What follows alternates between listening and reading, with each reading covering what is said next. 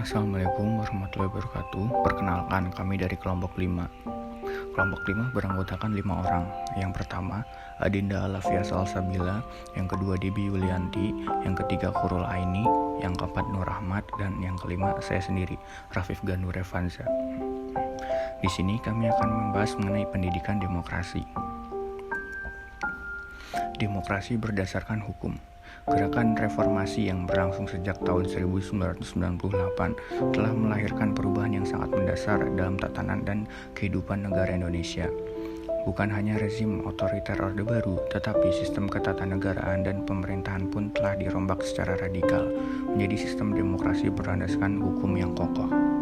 Selanjutnya ada perubahan Undang-Undang Dasar 1945.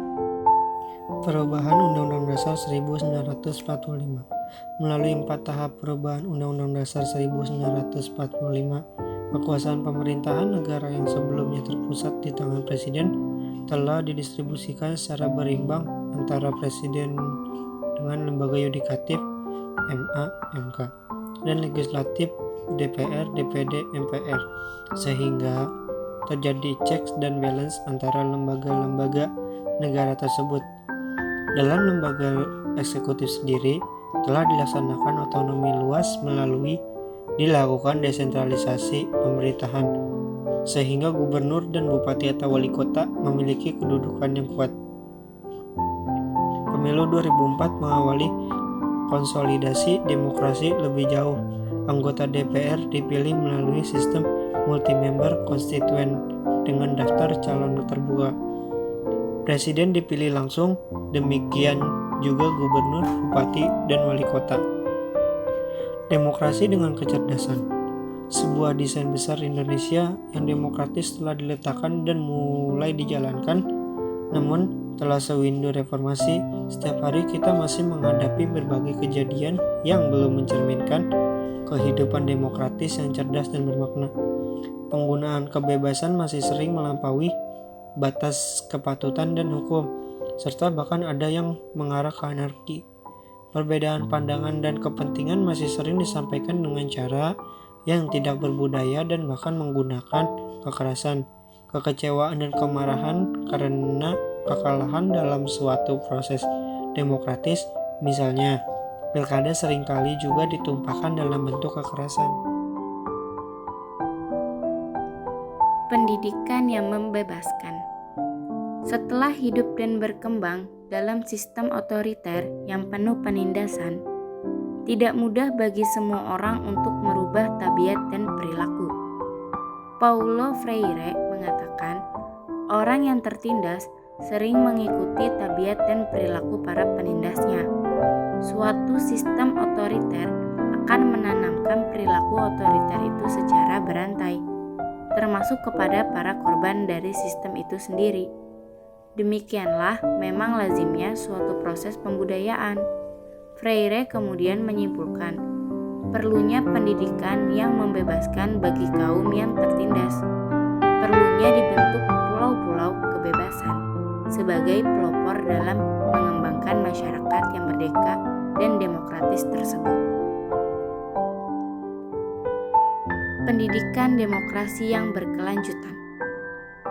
Intinya, untuk mewujudkan kehidupan yang demokratis, dibutuhkan pendidikan demokrasi yang berkelanjutan. Kita tidak lahir sebagai demokrat. Pendidikan dan pembudayaanlah yang menjadikan kita demokrat. Bahkan di Amerika Serikat yang telah menerapkan demokrasi lebih dari 200 tahun, pada tahun 2003, 1.100 tokoh terkemuka, termasuk Ketua Federasi Guru Amerika Sandra Feldman, menyerukan perlu ditingkatkannya pendidikan demokrasi di Amerika Serikat. Negara harus dipimpin orang berpendidikan. Plato dan Dewey mempunyai persamaan pandangan bahwa negara harus dipimpin oleh orang yang berpendidikan. Tetapi, kedua filosof itu berbeda dalam memandang siapa yang harus berpendidikan tersebut. Hidup pada zaman aristokrasi, bagi Plato, cukup para elit penguasa bangsawan yang perlu dididik agar dapat memerintah dengan baik. Bagi Dewey, dalam alam demokrasi, maka seluruh warga negara harus memperoleh pendidikan yang baik agar dapat berperan serta dalam proses politik. Selanjutnya, warga negara anggota penuh sistem politik demokratis.